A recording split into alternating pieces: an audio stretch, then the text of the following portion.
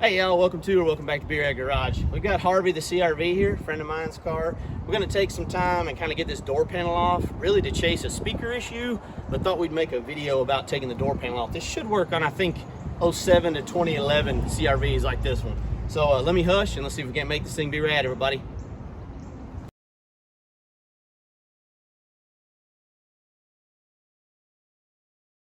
So today we're gonna be using not the right tool. Trim tools are solid through here. They don't have this notch. We're gonna use this, hopefully it'll help.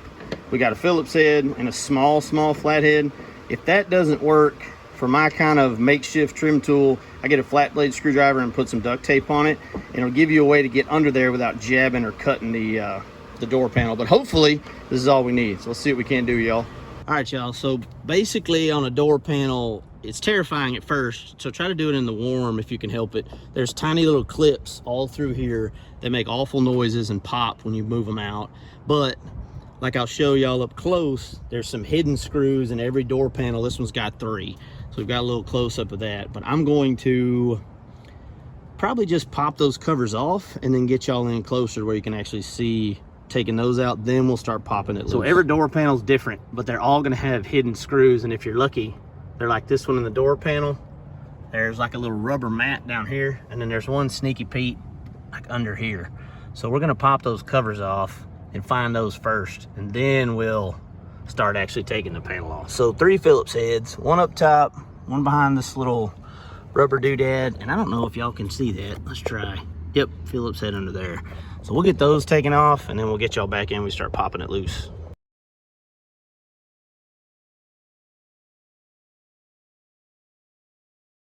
I lied to y'all, there was 4 right here. There was one big screw at an angle. So we ended up with the 2 by the actual handle, the one that was totally hidden, and then the one in the bottom of the handle, and the first one underneath I showed y'all. So let's use our wrong tool here and see if we can pop this off. Yeah, that one, there was no real fuss over that one. But this is what I'm talking about, these plastic clips going here into these metal clips, and it makes a heck of a racket. And frankly, it's a little startling if you've never done it before. So what we're gonna do is start on one side and work our way around. Hopefully just be able to pop loose with this or our flat blade, and then we'll see what happens. Let's just try along the bottom here.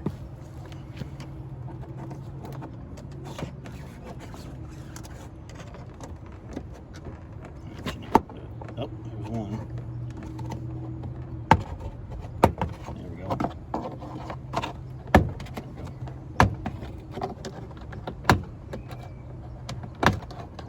Y'all kind of slide it along. You can kind of feel when you run into one, and then when you get there, just kind of twist. That way you're not just torquing all along the end of the tool.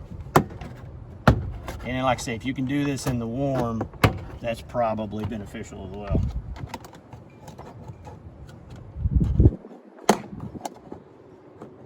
There we go. There we go. All right, so when it's swinging like this, usually they go down into the window.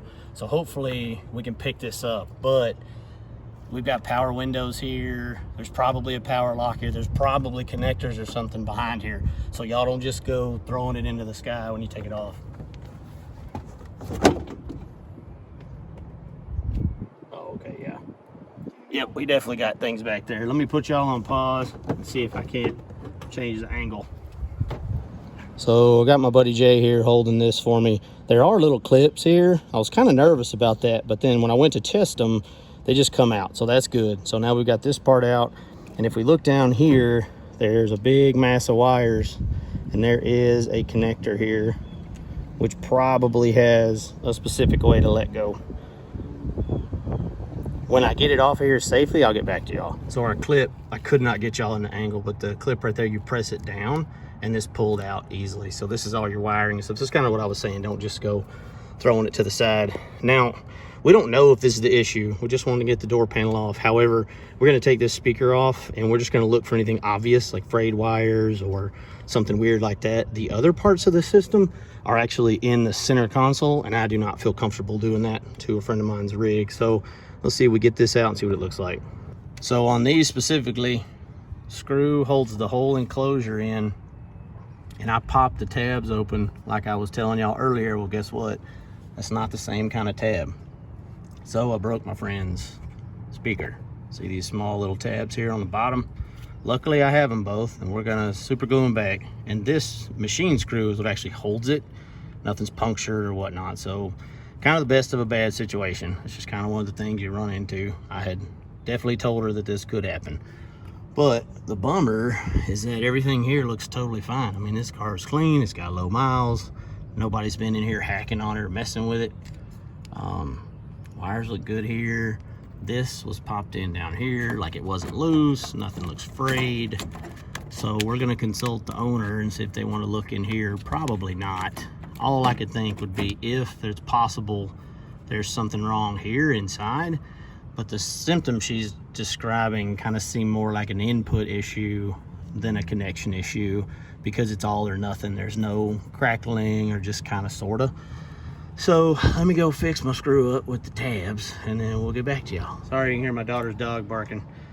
So we did a little bit of troubleshooting on the speaker. I didn't film that because really all I did was run through the cycles. It wasn't working when she got here, working now. It's intermittent. I'm worried it's in the cluster in there, or maybe an aux or CD type issue. Yes, to those of you youngins out there, there's a circular thing called a compact disc, and it goes in and it spins like a record. Never mind, I'm gonna stop talking. So putting this back on is the opposite of removal. We're gonna plug that in, plug this in, and then slide it over first, and then start working on these clips. And don't do the Mike Tyson and just start hammering on these. See if you can find where they go. I got lucky and didn't break any. I mean, besides the tabs on the speaker, but super glue saved us.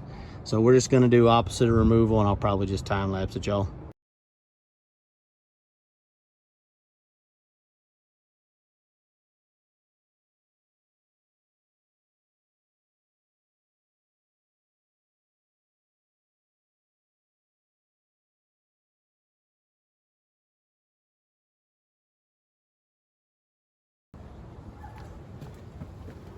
All right, y'all, all we succeeded in doing was getting the panel off and on, breaking the two tabs on the speaker, but super glued to the rescue. Hope that was kind of helpful. Like I say, we got the 3 hidden ones, my bad, 4 actually. And then again, try to do this in the warm if you can help it. Take your time and don't, hi-yah on stuff. And yeah, that's kind of where we're at right now. Did not actually solve her problem. Got y'all a video on the door panel, but speaker's being rad right now, so we don't have to make it B-rad. But what's going to happen is she's going to leave, and it's probably going to quit because it never makes the noise of the mechanic. It always works, etc., etc. So anyway, I really appreciate the support, y'all. Y'all are awesome. You know that. Thanks for coming along this ride with me. Now I'm going to shut up. Y'all get out there and make it B-rad, everybody.